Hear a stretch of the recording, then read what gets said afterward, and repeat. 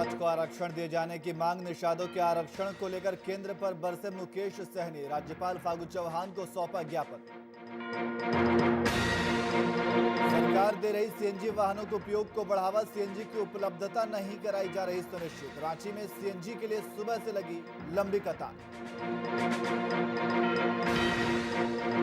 समस्तीपुर में बढ़े तेल और एलपीजी गैस के दाम। पूर्व विधायक रामदेव वर्मा के नेतृत्व में हुआ प्रदर्शन। केंद्र सरकार के खिलाफ विरोध प्रदर्शन।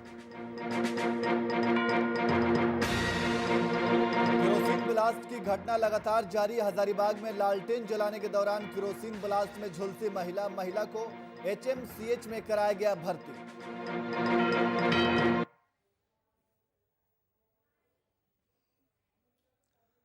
नमस्कार, मैं नियाज खान और आप देख रहे हैं वीआईपी न्यूज। आज केकेएन स्टेडियम में ब्लैक रॉयल्स और येलो टाइगर्स के बीच देवघर प्रीमियर लीग का छठा मैच खेला जा रहा है। आइए आपको मैदान से सीधे लाइव दिखाते हैं।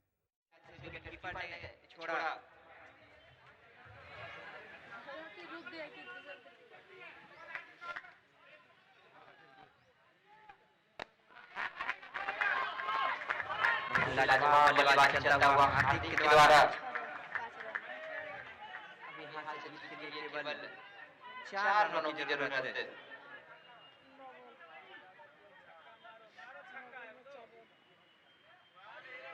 डॉट गेंद उसका बात राहुल चौधरी का बात पे चलते हैं, इसी बात पर चलते हैं। उसका ये सचिन का बात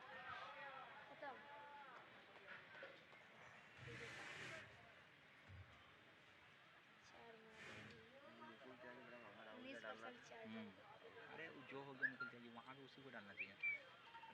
इसको जब अच्छा ही कर रहा था इसको निकलवा देता।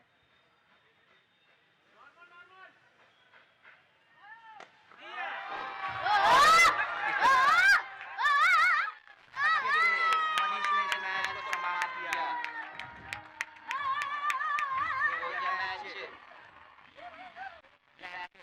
मैच ने 6 विकेट से जीता।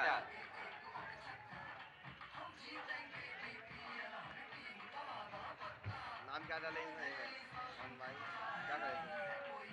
ठीक है, क्या करना है? मैच करो।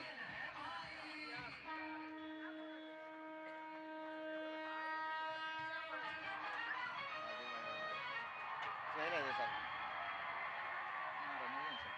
तो दाब दीजिए, खाली डाल दीजिए सर।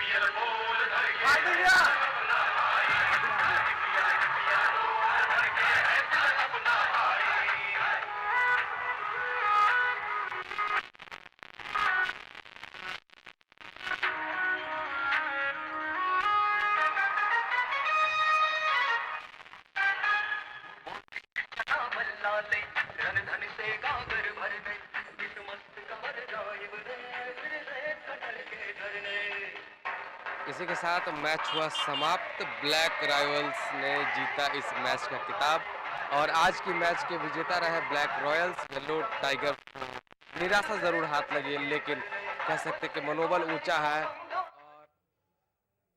तो आप डीपीएल मैच का सीधा प्रसारण देख रहे थे और अब खबरों में आगे बढ़ेंगे। और इस वक्त इससे पहले एक बड़ी खबर आ रही है, आपको बता दें कि हजारीबाग से इस वक्त बड़ी खबर आ रही है। निजीकरण के खिलाफ बैंक कर्मियों ने प्रदर्शन किया है। हजारीबाग से इस वक्त की बड़ी खबर आपको बता रहे हैं, जहां निजीकरण के खिलाफ बैंक कर्मियों ने प्रदर्शन किया है। 2 दिवसीय हड़ताल पर बैंक कर्मचारी अड़े हुए हैं।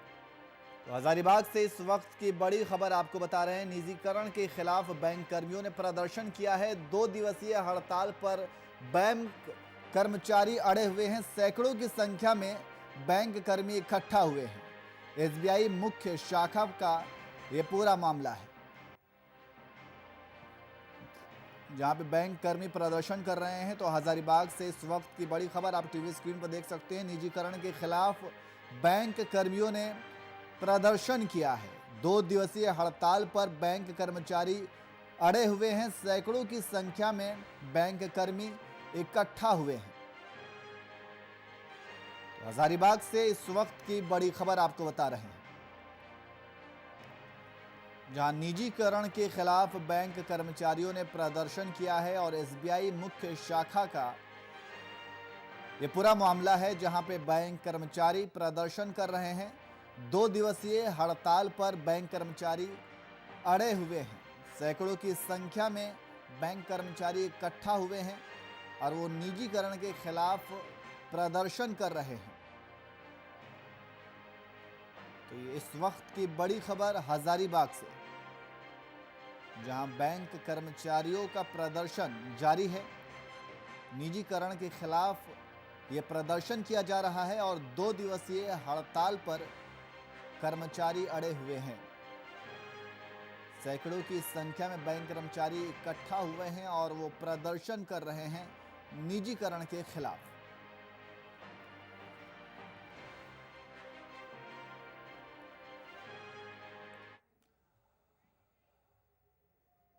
और इस वक्त एक और बड़ी खबर आ रही है रांची से। आपको बता दें कि रांची से एक बड़ी खबर आ रही है। बीएनआर में स्टॉक होल्डर मीट आयोजित। बीएनआर में स्टेक होल्डर मीट आयोजित, सीएम सोरेन होंगे कार्यक्रम में शामिल। रांची से इस वक्त की बड़ी खबर आपको बता रहे हैं, जहां सीएम सोरेन कार्यक्रम में शामिल होंगे। बिजनेसमैन कार्यक्रम में शामिल होंगे। तो बीएनआर में स्टेक होल्डर की मीटिंग आयोजित की गई है और इस मीटिंग में सीएम सोरेन शामिल होंगे और इनके अलावा बिजनेस मैन भी इस कार्यक्रम में शामिल होंगे। राज्य में निवेश को लेकर चर्चा होगी। तो रांची से इस वक्त की बड़ी खबर आपको बता रहे हैं, जहां बीएनआर में स्टेक होल्डर मीटिंग का आयोजन किया गया है और इस मीटिंग में सीएम सोरेन शामिल होंगे। और इस खबर पर अभिनव कुमार हमारे संवाददाता हमारे साथ फोन लाइन पे मौजूद है। अभिनव, बीएनआर में स्टेक होल्डर मीटिंग आयोजित की गई है। हाँ, बिल्कुल आयोजित की गई है स्टेक होल्डर मीट और एक कार्यक्रम रखा गया है रांची के बीएनआर होटल में, जहां पर बताया जा रहा है कि मुख्यमंत्री पहुंचे नहीं। हालांकि अभी मुख्यमंत्री यहां पर नहीं पहुंचे हैं, लेकिन जो जानकारी मिल रही है कि कई जो उद्यमी है, जो राज्य के बिजनेसमैन है, वो वहाँ पर शामिल हुए हैं। चूंकि एक स्टेक होल्डर मीट रखा गया था, जहां पर राज्य के जो उद्यमी है वो चर्चा करेंगे और जो पॉलिसी है, क्या करना चाहिए आगे, कैसे डेवलपमेंट हो, ये सब सारी बातें होंगी। इससे पहले आप देखेंगे निहाल कि कुछ दिन पहले ही राज्य के जो मुख्यमंत्री है दिल्ली पहुंचे हुए थे, जहां पर वहां भी कई जो देश के उद्यमी हैं उनसे भी चर्चा हुई थी और निवेश के लिए आकर्षण की बात कही थी, ताकि राज्य में जो है निवेशकों की संख्या बढ़े, यहाँ पर उद्योग धंधे बढ़े। तो कई बातें दिल्ली में हुई थी, लेकिन चर्चा ये हो रहा था कि जो राज्य के जो बिजनेसमैन है, यहाँ के उद्यमी है, उनसे चर्चा नहीं की गई है। शायद यही वजह है कि एक प्रोग्राम रखा गया है रांची के बीएनआर होटल में, जहाँ पर कई जो उद्यमी है राज्य के, वो यहाँ पर पहुंचे हुए हैं और यहाँ पर चर्चा की जाएगी कि कैसे राज्य में निवेशकों जो निवेश है उसको आकर्षित किया जाए। क्या ईज ऑफ डूइंग बिजनेस है, लोगों की क्या राय है, उद्यमियों की क्या राय है। क्योंकि यहाँ पर कई बिजनेसमैन काम करते हैं, उन पर ध्यान नहीं दिया जाता है, तो कई ऐसे पॉलिसी है, उनके भी सवाल जवाब है।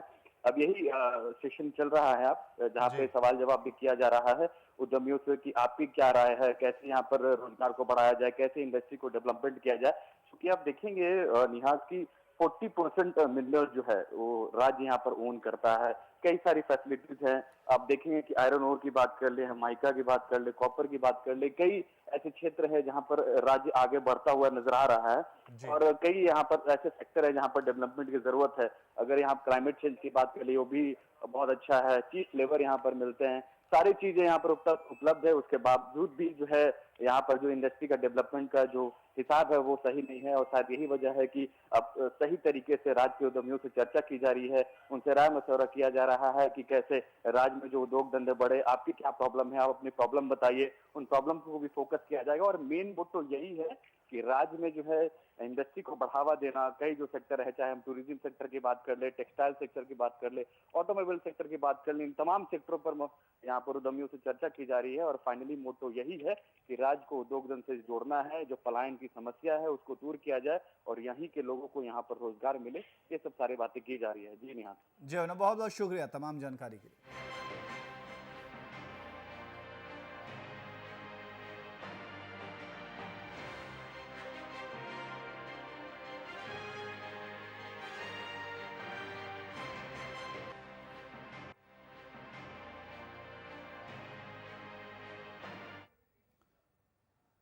वही खबरों में आगे बढ़ते हैं। बिहार विधानसभा के स्पीकर ने सदन की कार्यवाही सुचारू रूप से चलाने और शराबबंदी के मामले पर सभी पक्षों में राय पर बनाने के लिए सर्वदलीय बैठक बुलाई है। इस सर्वदलीय बैठक में संसदीय कार्य मंत्री विजय चौधरी, स्पीकर विजय कुमार सिन्हा के साथ साथ नेता प्रतिपक्ष तेजस्वी यादव और तमाम दलों के प्रतिनिधियों ने भाग लिया है।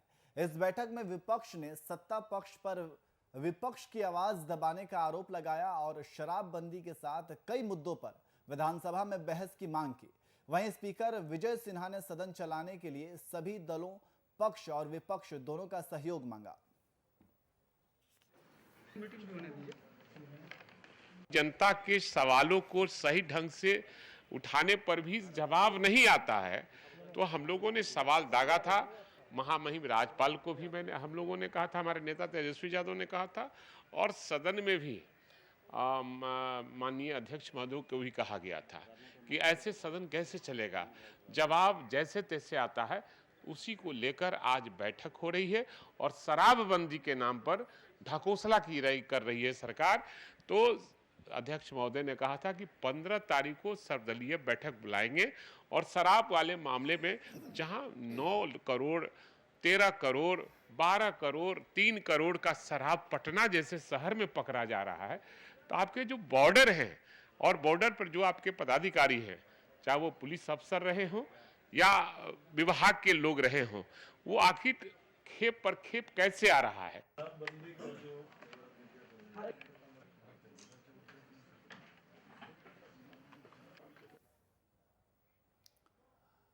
वहीं सारण के नियुक्त सिविल सर्जन डॉक्टर जनार्दन प्रसाद सुकुमार ने सदर अस्पताल के कई विभागों का औचक निरीक्षण किया। अस्पताल के डॉक्टर और कई पदाधिकारियों को दवाओं और उपकरणों की उपलब्धता सुनिश्चित कराने का निर्देश दिया और साथ ही अस्पताल में साफ सफाई पर कर्मचारियों को विशेष रूप से ध्यान देने की नसीहत भी दी। I got the information when I visited here at DTC that BK is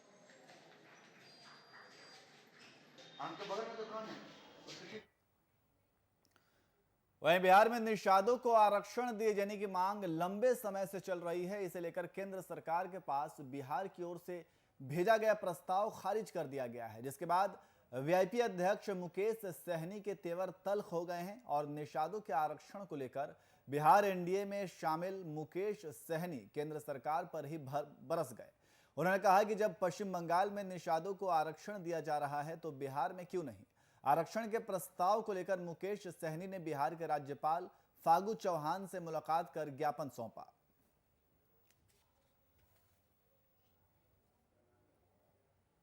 Bihar में निषाद समाज को सम्मान दिलाना, उनको आरक्षण दिलाना, उनको अधिकार दिलाना, और इसी लड़ाई लड़ते लड़ते आज हम लोग सरकार में पहुंचे, मंत्री बने हैं। इस समाज के साथ कभी भी नाइंसाफी ना होने देंगे, ये बात को लेके वचन देके हम लोग चल रहे हैं। तो इस समाज के साथ अभी सरकार के तरफ से, राज्य सरकार के तरफ से माननीय मुख्यमंत्री जी के नेतृत्व में बिहार में अच्छी तरीके से हम लोग सरकार चला रहे हैं। लेकिन केंद्र सरकार में निश्चित तौर पर केंद्र सरकार से जो अभी हाल फिलहाल में जो स्टेटमेंट आया उससे मैं काफ़ी आहत हूँ, दुखी हूँ, और इसके लिए महामहिम राज्यपाल महोदय से मिला हूँ कि बिहार सरकार ने 2004 में, 2015 में अनुशंसा कर चुका है और निषाद समाज को आरक्षण मिले। इसके लिए मैंने महामहिम राज्यपाल महोदय से भी आग्रह किया हूँ कि आप अपने स्तर पे केंद्र सरकार के पास भेजिए, वहाँ राष्ट्रपति महोदय जी के पास भेजिए, ताकि निषाद समाज। वहीं हजारीबाग में केरोसिन ब्लास्ट की घटना थमने का नाम नहीं ले रही है। बीते दिन केरोसिन ब्लास्ट के कई मामले सामने आने के बाद एक बार फिर से पीडीएस में वितरित किए गए केरोसिन के ब्लास्ट का मामला मुफस्सिल थाना क्षेत्र से सामने आया है, जहां तरवा गांव में लालटेन जलाने के दौरान केरोसिन ब्लास्ट होने से एक महिला झुलस गई। पीड़ित महिला को इलाज के लिए स्थानीय एचएमसीएच में भर्ती कराया गया। आपको बता दें कि जिले में केरोसिन ब्लास्ट की घटना से अब तक 5 जानें जा चुकी हैं और बीपीएल धारकों द्वारा लगातार रूप से केरोसिन तेल वापस लेने की मांग के बावजूद प्रशासन की ओर से कोई ठोस कदम नहीं उठाया गया है। तो ये पहले का तेल रखा हुआ, लैंप का तेल खत्म था और वही तेल को यूज कर रही थी पहले से, और वही थोड़ा मोड़ा जो बचल था, लैंप नहीं था, थोड़ा के वो सोचे कि उसमें हम डाल रही थी और डाल करके लैंप को बत्ती ऊपर करके माचिस मारी ब्लास्ट और उसी में पूरा समझ।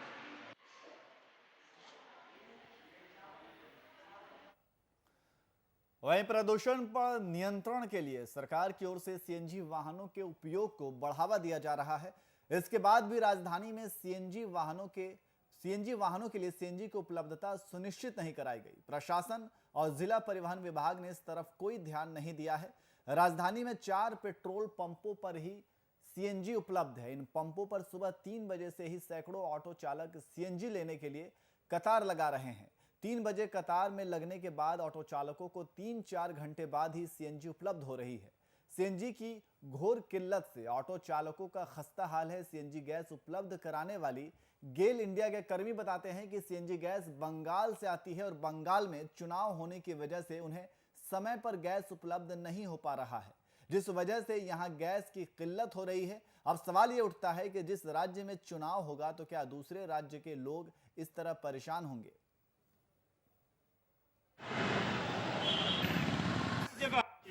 मतलब ट्रैफिक ज़्यादा हो जा रहा है तो जिस कारण पुलिस वहाँ ज़्यादा गाड़ी को छोड़ नहीं रही। ट्रैफिक सिंगल रोड चल रही है जिस कारण बड़ी एसयूवी जो हम लोग की आती है तो उसको आने जाने में प्रॉब्लम हो रहा है। ट्रैफिक जाम वहाँ बहुत ज़्यादा हो रहा है तो जिस कारण हम लोग का गाड़ी लेट से मतलब लोडिंग के लिए जा रही है। लोड होने के बाद भी उधर ट्रैफिक जाम में फंस रहा है तो लेट से ही आ रही है। हाँ तो वहाँ पे जैसे वहाँ पे रोड जैम रहेगा, रोड का कंस्ट्रक्शन का काम चल रहा है तो उसमें अब यहाँ से हम लोग क्या कर सकते हैं। अब कंस्ट्रक्शन का काम तो वहाँ बंगाल सरकार अगर वो जितना जल्दी निकाल। वहीं बढ़े तेल और एलपीजी गैस के दामों को लेकर केंद्र सरकार के खिलाफ विरोध प्रदर्शन जारी है। समस्तीपुर में जिले के विभूतिपुर विधानसभा में सीपीआईएम के पूर्व विधायक रामदेव वर्मा के नेतृत्व में की गई, जिस दौरान उन्होंने केंद्र सरकार पर जमकर हमला बोला। वहीं पूर्व विधायक ने केंद्रीय सरकार को गरीब विरोधी सरकार की संज्ञा दी।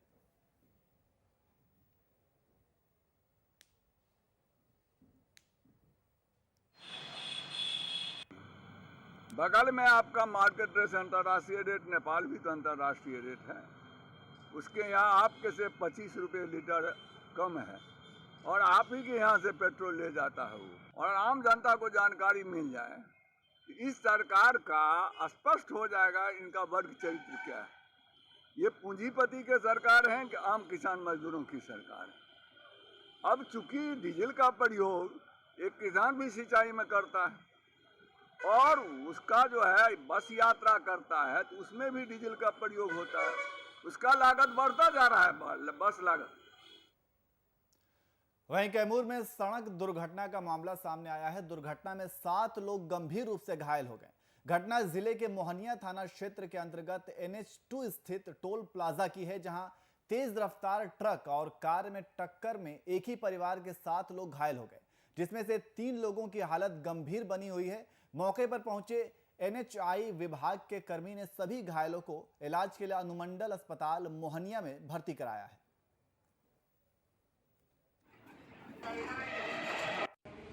हम लोग लौट रहे थे घर। कहाँ से आ रहे थे आप लोग? कहाँ जा रहे थे? घर कहाँ है? बगोदर। बगोदर कहाँ, झारखंड पड़ता है क्या? हाँ, झारखंड। कैसे, कोई कार्यक्रम से आप लोग आ रहे थे? जी, कोई कार्यक्रम से आ रहे थे? कोई कार्यक्रम था? हाँ, पिताजी के अर्थी विसर्जन करने आ गए थे। निकली से आगे पेट्रोल पंप है, पेट्रोल पंप से ट्रक तेल भरा के रॉन्ग साइड आ रही थी। ये गाड़ी बेलोरो थी, बनारस ले मोहनिया की तरफ आ रही थी और उसी बीच में बेलोरो वाला टक्कर मार दिया ट्रक में। कितने लोग घायल हैं? 3 इंजर्ड है पूरा, नॉर्मल है। कुछ लोग काशी से अपना आ रहे थे यहाँ पर, तो सामने यहीं पर बकुआ में ही रोड एक्सीडेंट हो गया। सामने से कोई ट्रक आ रही थी तो रॉन्ग के चलते इनकी जो भी है 4 व्हीलर साइड में चले गई, जिस चलते बहुत सारे लोग इंजर्ड हुए। कितने लोग इंजर्ड हुए थे? उसमें से 1 लोग क्रिटिकल थे, उनको मैं रेफर कर दिया। 6 लोग का था वो माइनर इंजरी था, उनका प्राइमरी ट्रीटमेंट करके उनका डिस्चार्ज कर दिया गया है। कुछ लोग का लगता है कि उनका मतलब बोन जो फ्रैक्चर का चांस है, एक्सरे हुआ नहीं है, एक्सरे देखने के बाद ही क्लियर उसको बोल सकते, लेकिन चांस मतलब है, देखने पर लगता है कि चांस मतलब फ्रैक्चर उनका हुआ है। वहीं झारखंड में डैन बिसाही का मामला लगातार सामने आ रहा है। ताजा मामला धनबाद के झरिया से सामने आ रहा है, जहां एक वृद्ध महिला को जबरन कुछ दबंगों ने मल मूत्र पिलाया बल्कि परिजनों के साथ मारपीट की। वहीं पीड़ित परिवार ने झरिया थाना में लिखित शिकायत दर्ज कराई है। हैरान करने वाली बात यह है कि कार्रवाई करने के बजाय पीड़ित को शिकायत वापस लेने को कहा जा रहा है।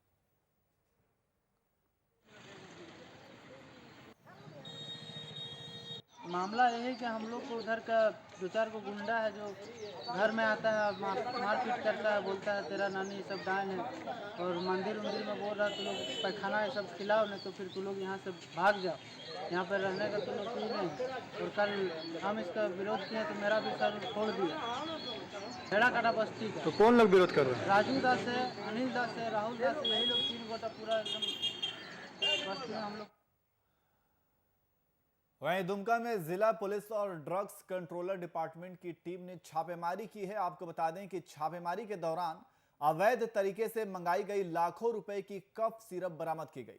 टीम ने छापेमारी में ऑनरेक्स कफ सिरप की 3600 और डायलेक्स डीसी कफ सिरप की 1800 बॉटल बरामद किया है।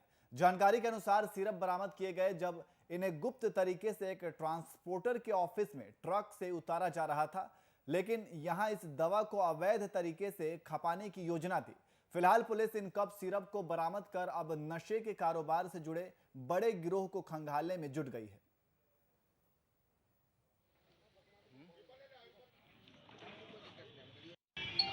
आज सुबह गुप्त सूचना मिली थी कि दुमका के सरायकुआ के पास एक ट्रक से अवैध तरीके से प्रतिबंधित दवा मंगाई जा रही है बड़ी मात्रा में, और उसी आधार पर हमने जो है कि थाना प्रभारी और ड्रग इंस्पेक्टर के साथ संयुक्त रूप से एक अभियान चलाया गया, छापामारी की गई, जिसमें करीब 25 पेटी प्रतिबंधित दवा मिली है। उसमें से ऑनरेक्स 3600 पीस और डायलेक्स डीसी 1800 पीस दवा उसमें बरामद हुआ है। और इसमें जो है कि किसी की गिरफ्तारी नहीं हो पाई। वहीं रांची स्थित जिमखाना क्लब में 3 दिवसीय क्रिकेट मैच का आयोजन किया गया। फाइनल मैच बीते रविवार को खेला गया। बता दें कि चार्टर्ड अकाउंटेंट और उनके फैमिली मेंबर्स ने मैच का आयोजन किया। मेल और फीमेल के लिए आयोजित किए गए टूर्नामेंट में पिछले दिन 2 सेमीफाइनल और 1 फाइनल मैच खेला गया। मेंस कैटेगरी में 8 और फीमेल कैटेगरी में 3 टीमों ने हिस्सा लिया। मेल कैटेगरी के सेमीफाइनल मैच में थंडर टीम ने फाइटर की ओर से शिकस्त का सामना करना पड़ा। वहीं दूसरे सेमीफाइनल में चैलेंजर्स ने सुपर स्टार को मात दी। वहीं फीमेल कैटेगरी में सुपरनोवा और वॉरियर्स के बीच 8 ओवर का मैच खेला गया। मैच के समापन के बाद विजेता और उप विजेता टीम को मोमेंटो और ट्रॉफी देकर सम्मानित किया गया।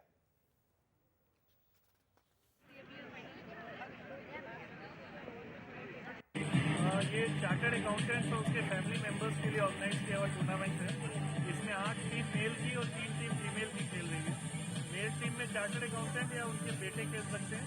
फीमेल टीम में चार्टर्ड अकाउंटेंट, उनकी वाइफ या उनकी जो बेटी है वो खेल सकती है। और ये 3 दिन का टूर्नामेंट था।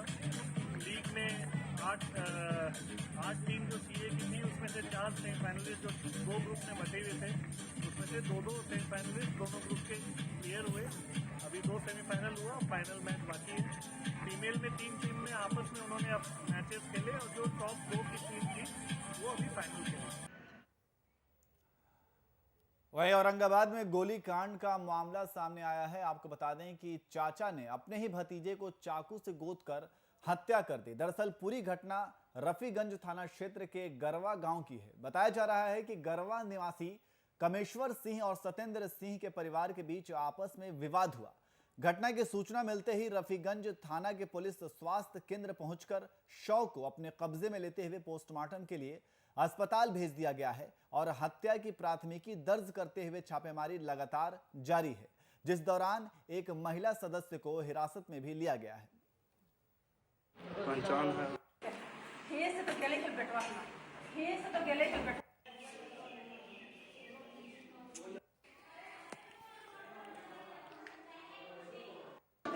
क्या हुआ था? चाकू से मार के ले लड़का नारन, चाकू से मार के ले लड़का नारन, खाली गली धोइला ला, खाली गली धोइला ला, ओकर कुछ मन न हला। हमर रास्ता ले भईवा और कौन कौन मारा है? पहले नीरजवा मारा है, तब चक्कू भिड़ा दिया, बातें बातें में चक्कू भिड़ा के ले हमारे बेटवा के, बातें बातें में।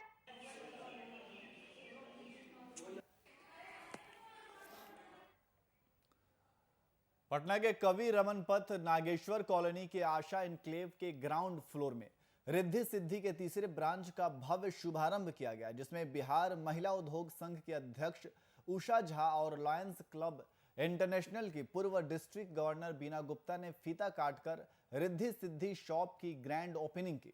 इस शॉप में मॉडर्न रंग बिरंगे डिजाइनर वस्त्रों के प्रति युवाओं और महिलाओं के बढ़ते रुझान को देखते हुए शुभारंभ किया गया है।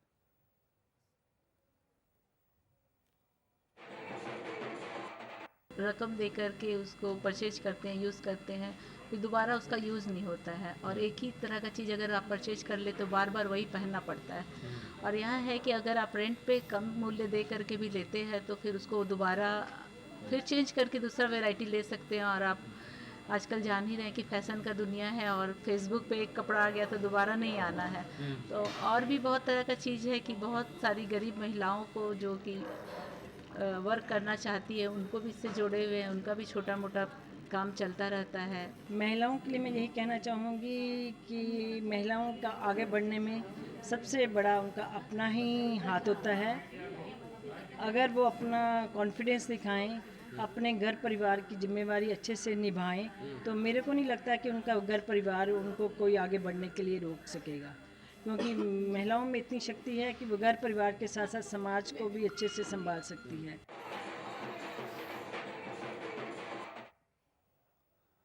फिलहाल बुलेटिन में इतना ही। देश और दुनिया की तमाम खबरों के लिए देखते रहिए VIP न्यूज़। नमस्कार।